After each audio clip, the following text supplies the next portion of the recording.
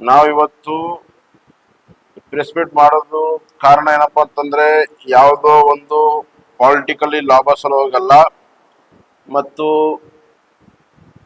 Publicity ಆಗೋ ಸಲುವಾಗಲ್ಲ. ನಾವು ಇವತ್ತು ಒಬ್ಬ ಹುಡುಗ 11ನೇ ವರ್ಷ ದಲಿತನ ಮಗ ಇಲ್ಲಿಗಲ್ ಮೈನಿಂಗ್ ಅಲ್ಲಿ ಬಿದ್ದು ಸತ್ತಿದ್ದಾನೆ. ಅವ್ರ ಪರವಾಗಿ ನಿಂತು ನಾವು ಈ ಪ್ರೆಸ್ ಮೀಟ್ ಅನ್ನ ಮಾಡ್ತಾ ಇದ್ದೀವಿ.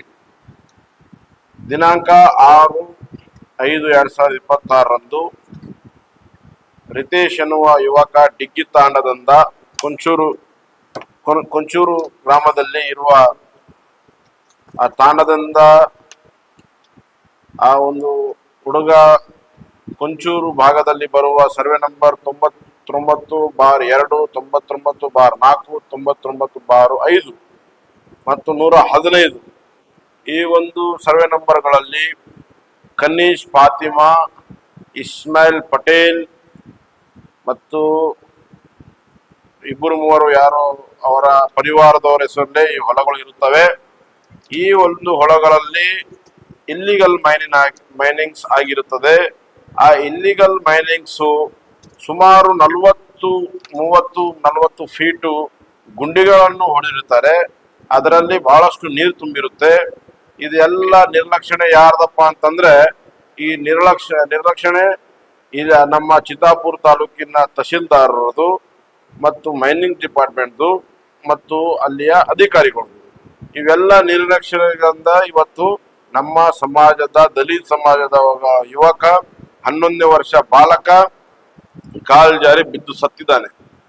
ಆ ಒಂದು ಸತ್ಯದ ಕಾರಣಕ್ಕ ನಾವು ಅಲ್ಲಿ ಮಣ್ಣಕ್ಕೂ ಹೋಗಿದ್ದೀವಿ. ಜನರು ಎಲ್ಲರ ಏನಪ್ಪಾ ಅಂತಂದ್ರೆ ಈ ಹುಡುಗ ಅನ್ಯರ್ಥವಾಗಿ ಇವರ ನಿರ್ಲಕ್ಷಣೆಗಳಿಂದ ಸತ್ತಿದಾನ, ತಹಶೀಲ್ದಾರ್ ನಿರ್ಲಕ್ಷ್ಯದಿಂದ ಮತ್ತು ಅಧಿಕಾರಿಗಳ ನಿರ್ಲಕ್ಷ್ಯದಿಂದ ನೀವು ನ್ಯಾಯ ಇಸ್ಕೊಳ್ಬೇಕಂತ ಹೇಳಿದಾಗ ನಾವು ನಮ್ಮ ಸಮಾಜದವರು ಎಲ್ಲರೂ ಸೇರಿ ನಾವು ಈ ಒಂದು ಅಧಿಕಾರಿಗಳ ತಪ್ಪುಗಳಿಗೆ ನಮ್ಮ ಹುಡುಗ ಸತ್ತಿದ್ದಾನೆ.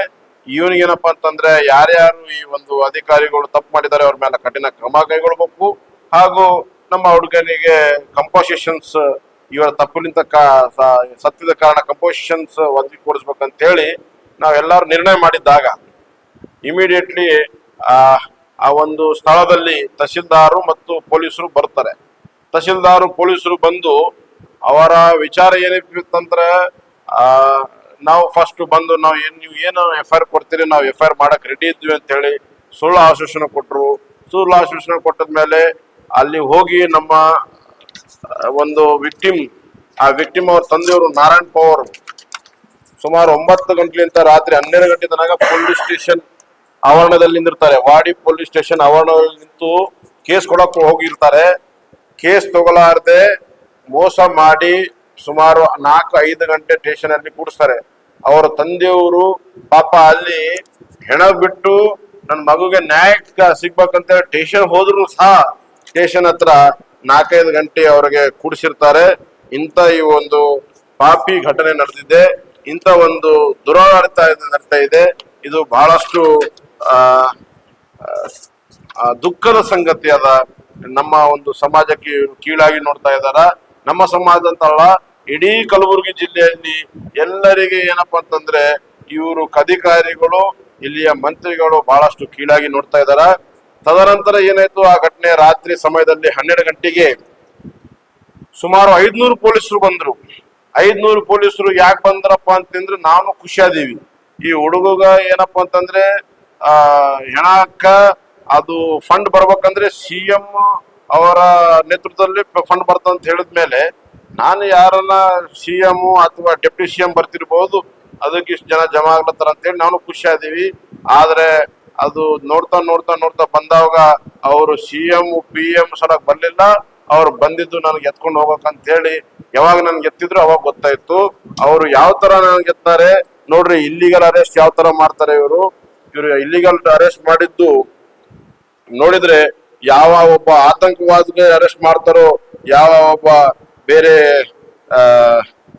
ಏನನ್ನ ದೊಡ್ಡ ಕ್ರೈಮ್ ಮಾಡಿ ಎತ್ತಾರೋ ಅಂತ ಒಂದು ಘಟನೆ ಇವ್ರು ಮಾಡಿದ್ದಾರೆ ಪೊಲೀಸರು ಇವತ್ತ. ಇಂಥ ಒಂದು ದುರಾಡಳಿತ ಇವತ್ತು ಕಲಬುರಗಿಯಲ್ಲಿ ನಡೆದಿದೆ.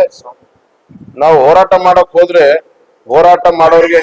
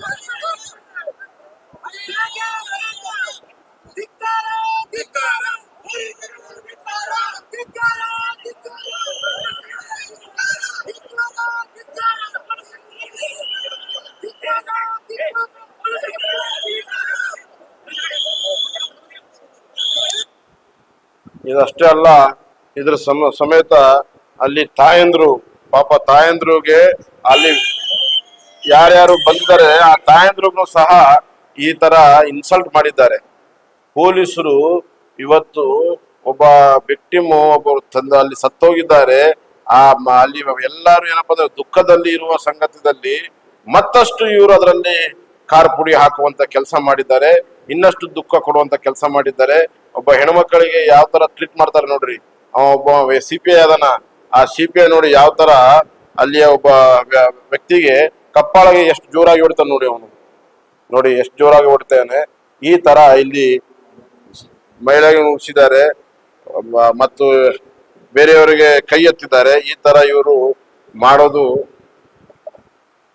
ಬಹಳ ಅಸಹ್ಯದ ಸಂಗತಿ ಮತ್ತು ಇವ್ರು ಮಾಡ್ತಿರುವ ದಾದಾಗಿರಿಕೆ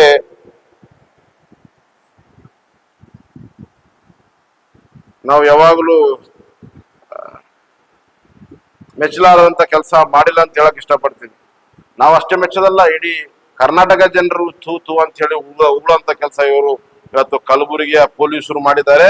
ಅದರಲ್ಲಿ ಇದೆಲ್ಲ ಆದ್ಮೇಲೆ ಏನ್ ಮಾಡ್ತಾರೆ ಇವರು, ನನಗೆ ಇಲ್ಲಿ ಒಬ್ಬ ಅಡಿಷನಲ್ SP ಅದನ, ಅವನಾದ್ರೆ ಖರ್ಗೆಯ ಚುಚ್ಚುಲ್ ಮಗ ಕೂತಿದ್ದಾನ, ಅವನು ಮುಂದ್ ಗಾಡಿ ಒಂದು ಕಾರ್ ಹಾಕೊಂಡು ಹೋಗ್ತಾನ, ಹಿಂದ ನಮ್ ಕೂಡಿಸ್ತಾರ, ನನ್ನ ಹಿಂದ ಮತ್ 4 ಕಾರ್ಗಳು ನಮ್ಗೆ ಹೆಂಗಂದ್ರೆ ಪೂರ್ತಿ ಅದು CM PM ಹೋಗೋಗ್ಲಿ ಯಾವ ತರ ತಗೊಂಡ್ ಹೋಗ್ತಾರೋ ಆ ತರ ಇವರು ಎಸ್ಕಾಟ್ ಹಾಕೊಂಡು ಹೋಗಿದಾರ.